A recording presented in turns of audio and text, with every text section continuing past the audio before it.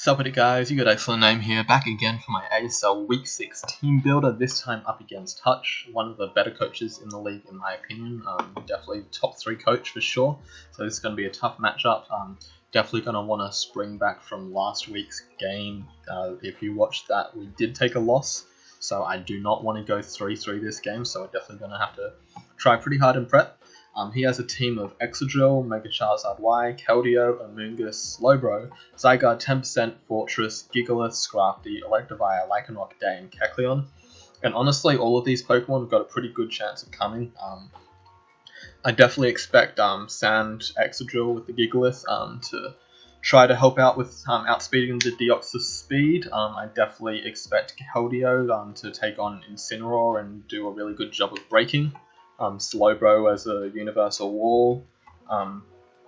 Amoonguss probably not, because there's better things he can bring. Charizard I expect fully, because a Tailwind set, for example, can put in a lot of work. I don't have any real good switch-ins, at least not in the top tiers of my draft. Zygarde 10% for sure, just to put pressure on the Lando, and maybe Fortress for Hazard Stack. These 4 Pokemon less likely, gotta say, just because he's got better things that he can bring. But any of them could come. They all have a good niche against my team, so if they wanted to come, they could.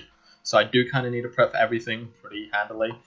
First Pokemon we have here is just pretty standard defensive Landorus. Not really much room to fool around here. Really need defensive Landorus with both the Excadrill and the Zygarde. Got leftovers here just to try to keep me in the game for as long as possible. But it's going to be very difficult, as I can get worn down quite quickly. Going to want to keep this thing mostly for the Exadrills, so if he does bring Zygarde, then I'm going to be in a lot of trouble. Going to be difficult to deal with that Pokemon. But yeah, just, get the Rock Start. Earthquake hits a lot, U-turn for momentum, and Rock Slide just so Charizard can't get any free swaps in. Next Pokemon up here is we've got a offensive Ninetales, Nasty Plot, and Triple Ice Stab. I definitely want Nasty Plot, and this is a really good breaker for his regen core specifically. Blizzard hits a lot of his team actually, and Freeze Dry covers both the Keldeo and the Slowbro. The only thing I'm not really hitting here is the Fortress. I did consider Hidden Power Fire over Ice Shard, but Fortress is quite easy to wear down, and its Spadef isn't very good, so I can hit it still fairly hard with Blizzards. I just need to kind of get rid of the Fortress before I try to do anything with this. I don't really need to Nasty Plot necessarily. I can still do a good amount of damage to a lot of his team, even without the boosts. And this is just going to be another out as well. For the Sand, I can set up the Hail so that Exadrill isn't outspeeding anything anymore. So this is going to be pretty much staple Pokemon here. It's going to be my main win con in the back, main way of breaking a lot of his team. Next up, we've got a Choice Scarf and Incineroar. Forgot to nickname it here. I think Choice Scarf can catch him off guard. I don't think it's something that he'll necessarily expect because of its lower base speed. It's still able to hit 360 speed, which outspeeds everything bar the Zygarde 10%.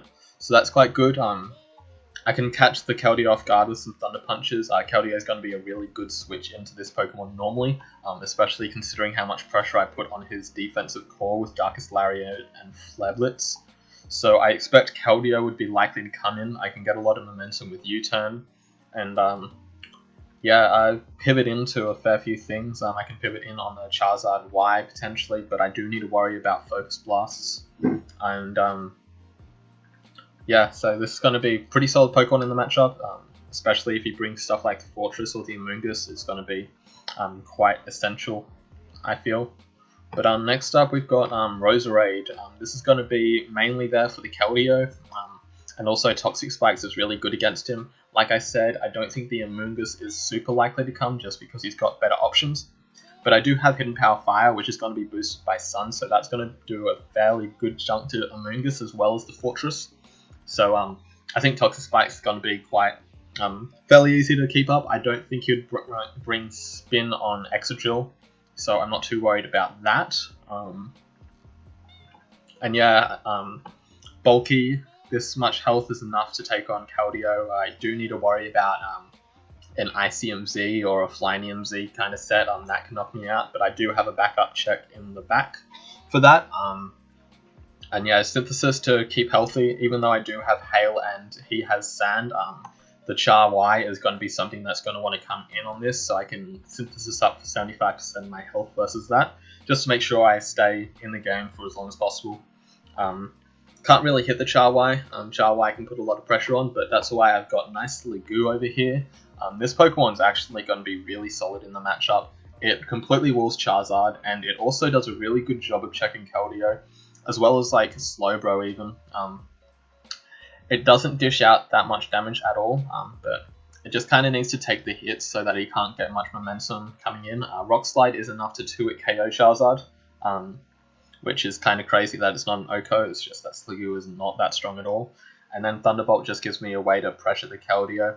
I could have run Thunderbolt and something else over Rock Slide, just so that I could hit something like an Excadrill. But Thunderbolt doesn't really do enough damage to the Char Y for me, for my taste. I want to be able to threaten it a lot more than that. So yeah, this is going to be blanket check. Some concerns is that it will invite in his other offensive threats like Excadrill or Zygarde. So I do need to be careful of that in the game to make sure that he doesn't get too much momentum. But Landorus can, for the most part, come in on the things that thrown out Sliggoo. So then I can get momentum to go into either my Ninetales or Incineroar or Deoxys Speed, which you'll see here. I'm running the same set from last week. I think the set's quite good against him. I think it's better than a Psychic Dark Pulse set because Bulk Beam covers a lot more and Focus Blast hits a lot of his team. I'm running Fightinium instead of Icium because I don't want to miss a Focus Blast. I had bad luck with misses, so I do not want to play around with that too much if I can help it. It's mainly going to be used on a Gigalith or a Scrafty. But the main reason why I decided to bring this would have been just because of how scared I am of Zygarde 10%. It's the only thing that can outspeed it, and it's also the reason why I'm running Ice Shard on the Ninetales. I just want to have a few ways to deal with it so that it doesn't get out of hand, doesn't start sweeping me with 1,000 Arrows. I do live a Choice Banded 1,000 Arrows, but not very comfortably. I can kill it with the Ice Beam, obviously. Nasty Plot, once again, it's not something that I'm necessarily going to need to be clicking, but it's just the best option that I have overall. I can set up a Nasty Plot on the Slowbro. I'm definitely not going to be sweeping with this thing though, because Sandrush Excadrill is just too big of a threat to let me sweep, and I doubt he'll end up sacking it early enough for me to really get much going with this. But if I do get a Nasty Plot off, then I'm going to be able to put on a lot of pressure on his defensive core. And yeah, so that's the team, guys. Make sure to tune in for the battle that will be coming out very shortly. I always try to record the battle right after I do the battle and release this straight after the battle too. So you'll be seeing that shortly. So see you guys.